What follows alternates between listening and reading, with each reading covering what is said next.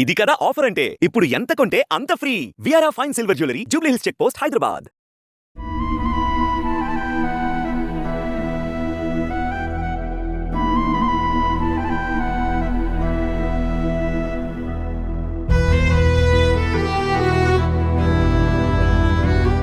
చిత్తూరు జిల్లా మదనపల్లి ప్రాంతం నుంచి సుమన్ టీవీని ఆశ్రయించారు ఓ కుటుంబం.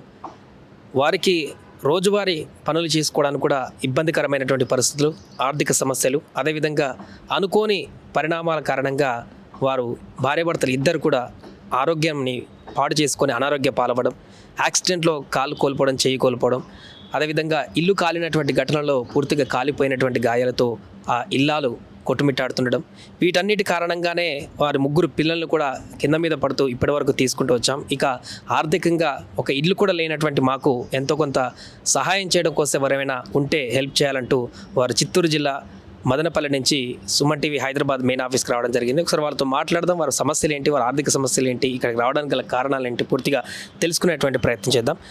ఏం పేరండి మీ పేరు? నా పేరు శంకర్ సార్. ఎందుకు ఎందుకు వచ్చారు?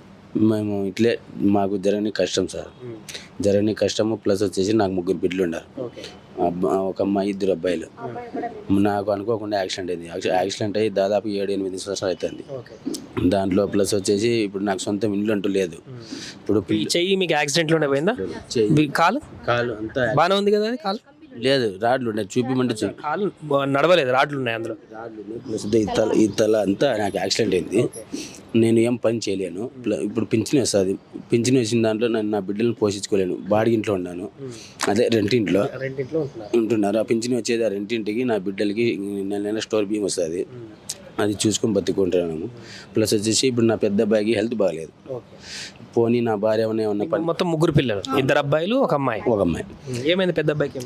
అది వానికి ఊపిరితిత్తులో నెమ్ము దిగేసింది సార్. పెద్ద అబ్బాయికి ఊపిరితిత్తులో నెమ్ము దిగేసింది. మన ఫ్రిడ్జ్లో నీళ్లు కానీ చల్లదనం ఏమన్నా ఇచ్చినా అని వానికి పట్టదు. ప్లస్ ఇట్లా చల్లగాలికి ఇట్లా కసునికేటప్పుడు డస్ట్ దూరినా కూడా వానికి ఎలర్జీ. దాని వలన గురించి వానికి ప్రతి నెల హాస్పిటల్కి పోవాలి. మేము అక్కడే మదనపల్లిలోనే ఐషా హాస్పిటల్ ఉంది, ప్రతి నెల పోవాలి. మేము ఎక్కడ జరగలేక ఇది యూట్యూబ్లో చూసి ఇక్కడికన్నా వస్తే మాకు ఏమైనా బతికేదానికి దారి చూపించాలని వచ్చినాం. మీరు చెప్పండి, మీకు ఎట్లా ఎప్పుడైంది ఇదంతా కాలిన గాయాలు? నాకు 8-9 సంవత్సరాలు అవుతుంది. ఇట్లా ఇల్లు కాలింది. నాకు చెయ్యి పూర్తిగా బలం లేదు. ఇది చిన్న చిన్న పనులు ఉంటే చేసుకుంటాను, ఈ చెయ్యి చక్కగా రాదు. ఇది పాప, ఒక అమ్మాయి, ఇద్దరు అబ్బాయిలు. అమ్మాయి కూడా భర్త వదిలేసినాడు, ఈ అమ్మాయిని కూడా మేమే చూసుకోవాలా.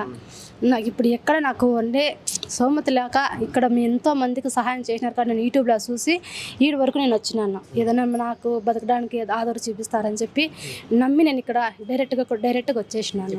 రెగ్యులర్గా రోజు ఏం పని చేస్తారమ్మా మీరు అక్కడ? నేను ఏ పని ఉంటే ఆ పనికి వెళ్ళిపోతాను సార్. మీ ఆయన పని చేయలేదు? మా ఆయన పని చేయలేడు, నిలిచలేడు. నాకు కూలి పని దొరికిందంటే నేను వెళ్ళిపోతాను. 200-300 కూలి వస్తుంది. దాంట్లోనే నా బిడ్డలను మా ఇంటిని పోషించుకుంటాను, స్టోర్ బియ్యం వస్తుంది, దాంట్లోనే జీవనం గడుపుకుంటాను. ఇప్పుడు ఎక్కడ కానీ మాకు చాలా దారుణమైన పరిస్థితి అయిపోయింది. తినడానికి మీ ఆయన కూడా పని చేయలేడు, పిల్లలు కూడా చిన్న పిల్లలు స్కూల్కి వెళ్తున్నారు. ఒక అబ్బాయికి ఆల్రెడీ బాగాలేదు, అతను కూడా హెల్త్ బాగాలేదు అతనికి, అబ్బాయికి. వానికి నెల చెకప్లకు పిలుచుకుపోవాలి, నెల టాబ్లెట్లు టానిక్లు నెల కావాలా, వానికి అమౌంట్ కావాలా. మాకు ఎక్కడా కానీ దిక్కు తోచిన పరిస్థితిలో ఉండాం మేము. అందుకని మేము సుమన్ టీవీని ఆశించుకొని ఇక్కడికి చిత్తూరు మదనపల్లిలో అక్కడ తెలిసిన వాళ్ళు ఎవరి దగ్గరికి వెళ్ళారమ్మా? ఎవరైనా సహాయం కోసం కానీ ఎవరి దగ్గరికి మేము ఎక్కడా పోలేదు. డైరెక్ట్గా అంటే ఇక్కడికే వచ్చేసిన నేను. ఇక్కడికే వచ్చిన యూట్యూబ్లో చూసి ఆడిపోతే మనకి ఏమన్నా సహాయం చేయగలరు అని చెప్పి నేను డైరెక్ట్గా ఇక్కడికే వచ్చేసాను. జనరల్గా అక్కడ మీ స్థానిక ఎమ్మెల్యేనో లేకుంటే మిగతా వాళ్ళని కలిసేటువంటి ప్రయత్నం చేయాలి. ముందు నేను ఎమ్మెల్యే దగ్గర పోయినాము, అతను ఏం మమ్మల్ని పట్టించుకోలేదు. ముందు ఇప్పుడు ఎవరు కొత్త ఎమ్మెల్యే వచ్చినాడు, ముందు ఉన్నారు. ఆయన పోతే మా వల్ల ఏం సహాయం మేము చేయలేము, మేము మాకేం తెలుసు అనేసి అన్నారు. మాకేం సహాయం చేయలేదు, అంత ముందు ఉన్నారు. ఇప్పుడైతే మేము పోలేదు సార్. ఇప్పుడున్న ఎమ్మెల్యే దగ్గర పోలే, అంత ముందు అయితే ఆయన పట్టించుకోలేదు. అయితే పోయినాము, అడిగినాము, సార్ మా పరిస్థితి ఇట్లా ఉంది కదా, మాకేమైనా సహాయం చేయండి, మేమిద్దరు ఇట్లా పని చేసుకోలేకున్నాం కదా అంటే మా దగ్గర ఏం సహాయం లేదమ్మా, మేము పింఛన్ వస్తుంది కదా, దానిలో బతకచ్చు కదా అట్లనేసి అనేసినారు. అసలు మేము పట్టించుకోలేదు, ఇంట్లో అస్సలు రానిచ్చలే మమ్మల్ని. సరేలేని చెప్పి మేము వచ్చేసినాము. ఇప్పుడైతే ఇప్పుడు ఉండే సాయం అంటే మీకు ఏం కావాలమ్మా అంటే పని చేసుకోవడానికి మీకు చేయగలుగుతారు బట్ దానికి ఏదైనా చేసుకోవడానికి ఆధారం లేదన్న ఆదురు లేదు సార్. ఏమన్నా చేసుకోవాలంటే నాకు ఇచ్చేయి ముఖ్యంగా ఇది పని చేయదు, స్ట్రైట్ రాదు. ఈ ఎక్కువ అంటే ఈ ఒక చేతన పని ఈ ఎండ వచ్చిందంటే నాకు ఇదంతా మంటలు వచ్చేస్తాయి. ఈ ఎండకి పోలేను. ఏదన్నా కూర్చొని ఏదైనా ఇస్తారు చేసుకుంటాము అనే ఆశతో ఇక్కడ వచ్చిన నేను. అంటే జనరల్గా కిరాణా షాపు లేకుంటే ఇంకేమైనా డబ్బా షాపులు అంటే అట్లాంటివి పెట్టుకోవడానికి కూడా మీకు స్తోమత లేదా? అసలే 1 లక్ష పెట్టుబడితోటి ఏమైనా పెట్టుకోవచ్చు. 1 లక్ష కాదు, 50,000 సొమ్మతి కూడా మా దగ్గర లేదు. అసలు 20,000 సొమ్మతి కూడా మాకు లేదు. మా పరిస్థితి చాలా దారుణంగా ఉంది. ఇప్పుడు పిల్లలు ఇంటి దగ్గర ఉన్నారు, ఇద్దరు ఇంటి దగ్గరే ఉన్నారు. వాళ్ళ చూసుకుంటున్నారు, అమ్మ చూసుకుంటుంది. మీ అమ్మ కూడా ఉందా? ఆమె కూడా మీతో పాటు లేదు, మా అమ్మ తనీ కాదు, మా తమ్ముడు ఉన్నారు, వాళ్ళకి అక్కడ ఉండాలి. వాళ్ళ దగ్గర పెట్టొచ్చు. ఇప్పటికే ఎంతకాలం నుంచి మీరు ఈ యొక్క స్ట్రగుల్స్ ఫేస్ చేస్తారు? ఇట్లా ఇప్పుడు 10 సంవత్సరాల దాకా ఉన్నది మాకు. అట్లా మాకిద్దరికి ఇట్లా అయినప్పటి నుంచి అట్లేను. అంతకుముందు బాగానే ఉండింది మాకు. అంతకుముందు కూలి చేసుకుంటా అంటే బాగా చేసుకుని డ్రైవర్గా పోతాండే బాగానే ఉన్నాము. ఎప్పుడు మాకు ఇట్లా అయిందో అప్పటి నుంచి మాకు ఇట్లే జరుగుతుంది. ఇప్పుడు ఫైనల్గా అంటే మీకు ఎలాంటి హెల్ప్ కావాలని కోరుకుంటున్నారు? అంటే ఈ వీడియో చూసినటువంటి పబ్లిక్ కానీ వాటికి కానీ మీకు ఎలాంటి అంగడి పెట్టించేదో కిరాణా కొట్టు అట్లా పెట్టించి నాకు ఇచ్చేయి, కొంచెం ఆపరేషన్ చేపిస్తే ఏదో పని చేసుకుని ఇప్పుడు అది ఆపరేషన్ చేస్తే సెట్ అవుతుంది మీకు? చెయ్యి స్ట్రేట్గా వస్తుంది, పని చేసుకోవడానికి అవకాశం ఉంటుంది. చెయ్యి కొంచెం ఏమన్నా బతికేదానికి కాదురుగా ఒక కిరాణా షాప్. ఇల్లు లేదన్నారు కదా, ఇల్లు ప్రాపర్టీస్ ఇంకా ఏం లేవమ్మా? జాగా అయితే వచ్చింది, మాకు కట్టుకునే సోమతి లేదు. ప్రభుత్వం ఏదైనా జాగా ఇచ్చింది కానీ దాంట్లో ఇప్పుడు ఇల్లు కట్టుకోవడానికి కూడా మీకు సోమతి లేదు. ఉన్నప్పుడు ఇచ్చినారు, మాకు కట్టేదానికి సోమతి లేదు. అట్లే కొట్టేదానికి సోమతి లేక అది అట్లే ఉండాలి. మేము రెండింట్లోనే ఉండాలి. ఇప్పుడు అద్దుకున్నాం. అందుకోసమే మేము మెయిన్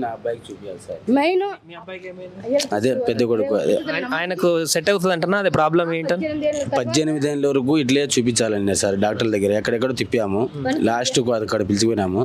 ఆయన చెప్పినాడు ప్రతి నెల పిలిచిరండి, మీరు ఏ మాత్రమే కానీ చల్లదనానికి తాపాకండి, ఫ్రిడ్జ్లో వస్తువు ఏమి ఇవ్వకండి, ఇట్లా కసును గేటప్పుడు డస్ట్ పెట్టియాకండి, ప్రతి నెల పిలిచిపోతాం, చెకప్లు చేసుకొస్తాం. అతని దగ్గర 3,000 పింఛన్ లెక్క వస్తుంది నాకు, అతనికి 3,000 2,000 2,500 ప్రతి నెల ఖర్చు అవుతుంది, చూపించుకొస్తాం మేము. ఇంకా అవన్నీ ఆలోచించుకొని దాదాపు ఇప్పుడు మాకు ఇన్నే లేదు ఇట్లా జరిగినా కూడా నా భార్య 200 300 ఏమన్నా కూలి పనికి పిలిస్తే పోతాయి చేసుకొస్తుంది. ఆ లెక్కతో అందరం మేము ఇది చేసుకుంటాము. ఇప్పుడు ఎక్కడ కాకోకుండా ఈ సుమన్ టీవీ మేము చూసి మేము లాస్ట్కి ఇడికి వచ్చినాం సార్. మేము అక్కడే పుట్టి అక్కడే పెరిగినా, ఇంతవరకు ఎవరి దగ్గర హెల్పింగ్ కోసం కూడా పోలేదు. పోనా కూడా అక్కడ మాకల్లా చేయరని ఆశ లేదు, చేస్తారు అనే ఆశ మాకు లేదు. అక్కడ చేయరు, పోనా కూడా చూస్తారు, పోండి అంతవరకే కానీ సహాయం చేయరని. అబ్బాయిలు ఏం పని చేస్తారమ్మా? చదువుకుంటున్నారు. 8th క్లాసు 5th క్లాసు చిన్నపిల్లలు అయితే. పెద్ద అబ్బాయి అయితే చాలా ప్రాబ్లం, మనకి ఊపిరి ఆడకుండా అయిపోతుంది ఒక్కోసారి. అస్సలు మనకి ఏమనేది కూడా తెలియదు. ఇంకా అట్లా చేతుల మీద ఎత్తుకొని పరిగెత్తాలి. ఎంత ఖర్చు అవుతుంది మెడికల్కి నెలకి 5,000 6,000 వచ్చేస్తుంది. వచ్చిన పింఛన్లని వచ్చిన పింఛన్ నెల ప్రతి నెల పెట్టేసే వెళ్ళాలి. ఇంకా అద్దు అంటావా, ఎవరైనా కూలి పని పిలిస్తే పోతే దానికి అద్దె కట్టుకుని ఇంట్లో చూసుకోండి. రోజు కూలి పని దొరకదు అమ్మ, మరి అప్పుడు ఎట్లా? జరగదు, ఒక రోజు జరుగుతుంది, ఒక రోజు జరగదు. ఉండే దాంట్లోనే గడుపుకుంటాను, ఉండే దాంట్లోనే చేసుకుంటాను. ఇంక ఈ పిల్ల ఇది చిన్న పాప ఉంది, ఇంకొక పాప కూడా ఉంది. ఈ పాపకు 2. ఆ అమ్మాయిని కూడా భర్త వదిలేసి వెళ్ళిపోయినాడు. ఇంకా ఆ పాప కూడా మాతోనే ఉంది. అది మా పరిస్థితి సార్. అందుకోసమే మాకు ఎక్కడ తోచుకాయి ఇక్కడ వచ్చి ఇంతవరకు ఇక్కడ వచ్చినాం. ఇంత దేశం. ఎన్ని గంటలకు వచ్చినారు మీకు ఇక్కడికి? తెల్లవారుజామున 3:30కు దిగినాం కదా, ట్రైన్లోనే వచ్చినాం. ఎవరన్నా హైదరాబాద్లో మీకు తెలుసు? ఎవరు లేరు సార్, ఎవరు తెలియదు. డైరెక్ట్ హైదరాబాద్కి వచ్చేసినాం. మాకు దేవుడు ఎట్లా పెడితే అట్లా కానీ అనేసి వచ్చేసినాం ధైర్యం చేసుకుంటా. మాకు ఇక్కడ ఎవరు తెలిసిన వాళ్ళు లేరు. మీరు ఒకటి చెప్పండి, మీ ఇప్పుడు వీడియో చూస్తున్నటువంటి పబ్లిక్ కానీ ఎవరికైనా కానీ మీ అక్కడ ప్రాంత ప్రజలకు కానీ ఎవరైనా చూసిన వాళ్ళకి అంటే మీరు ఏం రిక్వెస్ట్ చేయదలుచుకున్నారు ఈ యొక్క వీడియో ద్వారా అనేది ఒకసారి క్లియర్గా వాళ్ళకు కూడా పబ్లిక్ కూడా చెప్పండి. అంటే మాకు ఎక్కడ తోచక ఎక్కడ జరగలేక మాకు కాళ్ళు చేయంటూ అన్నీ బాగుంటే మేము కష్టపడకుండా బతుకుండాలి సార్. మా రిక్వెస్ట్ ఏంటంటే బ్రతకలేకుండా మెయిన్ పాయింట్ నా పిల్లం బిడ్డలకు నేను బతికేదానికి, నా బిడ్డలు చిన్న బిడ్డలు వాళ్ళకు దావ.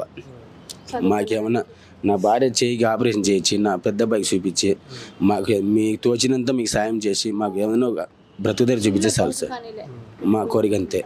మేము ఇంతవరకు అక్కడ పుట్టి పెరిగినా అని ఇంతవరకు ఒకరి దగ్గర హెల్పింగ్ పోలా. ఇది చూసి డైరెక్ట్ ఇక్కడ వచ్చినాం. శంకర్ సార్. అది మదనపల్లి నుంచి వాళ్ళు రావడం జరిగింది కుటుంబ సభ్యులు చిత్తూరు జిల్లా నుంచి. ఒకటి ఆ కుటుంబంలో ఒక అతను పెద్ద మనిషి, కుటుంబంలో ఉన్నటువంటి పెద్ద దిక్కు, ఒక చెయ్యి ఒక కాలు ఉన్నా కూడా అది పనిచేయదు పూర్తి స్థాయిలో. అదేవిధంగా వాళ్ళ కుటుంబ ఆడపడుచున్న ఎవరైతే ఉన్నారో ఆమెకు మొత్తం ఇల్లు కాలినటువంటి సందర్భంలో కాలిన గాయాలతోటి చెయ్యి కూడా స్ట్రేట్గా రాదు. ఆమె కింద మీద పడుతూ వాళ్ళు 3 బిడ్డలు, ఒక అమ్మాయి 2 అబ్బాయిలు, వాళ్ళందరూ కూడా పోషిస్తూ, అమ్మాయికి పెళ్ళైనా కూడా డివోర్స్ అవ్వడం కారణంగా ఆ పాప కూడా 2 పిల్లలతో మనవరాలతో సహా ఇప్పుడు ఈ ఇంట్లోనే ఉంటుంది. వీళ్ళందరినీ పోషించడానికి ఆమె ఒక్కతే ఆధారం అయిపోయింది. అది కూడా కూలీనాల పనులు చేసుకుంటూ జీవనం కొనసాగిస్తున్న సందర్భం. అంతేకాకుండా కొడుకు పరిస్థితి ఇంకా దారుణమైనటువంటి అనారోగ్య పరిస్థితులతో ఉండడంతో వచ్చేటువంటి పెన్షన్లు కానీ కూలీనాల పనులు కానీ కనీసం తినడానికి కూడా సరిపోవట్లేదంటూ కూడా ఆవేదన వ్యక్తం చేస్తున్నారు. ఏదైనా షాప్లను పెట్టుకోవడానికి కూడా కనీస ఆర్థిక సాయం మాకు లేదంటూ కూడా ఆ రకంగా సహాయం కావాలంటూ కూడా అభ్యర్థించడం కోసం వారు సుమన్ టీవీ హైదరాబాద్కి తిరుపతి నుంచి ట్రైన్లో వాళ్ళు నైట్ జర్నీ చేసి రావడం జరిగింది. మళ్ళీ వెళ్ళడానికి కూడా డబ్బులు లేవంటున్నారు వాళ్ళకు. అంత ఆర్థిక పరిస్థితులతో వాళ్ళు ఇక్కడికి వచ్చారు. కాబట్టి ఈ వీడియో చూసిన ఎవరన్నా ఏమైనా హెల్ప్ చేయాలనిపిస్తే స్క్రీన్ పైన కనిపిస్తున్నటువంటి వారి నెంబరే, వారి గూగుల్ పే, ఫోన్పే నెంబరే మీకు స్క్రీన్ మీద కనిపిస్తుంటుంది. వాళ్ళకి ఫోన్ చేసి మీకు ఇంకేమైనా హెల్ప్ చేయాలనిపిస్తే వాళ్ళతో మాట్లాడి ఆ కనిపిస్తున్నటువంటి ఫోన్పే నెంబర్ కానీ దానికి కానీ మీరు ఎంతో కొంత సహాయం చేసి వారికి రుణపడి ఉండాలని కూడా కోరుకుంటున్నాను. సుమన్ టీవీలో మీ పర్సనల్ అండ్ బిజినెస్ ప్రమోషన్స్ కోసం కింది నెంబర్కి కాంటాక్ట్ చేయండి.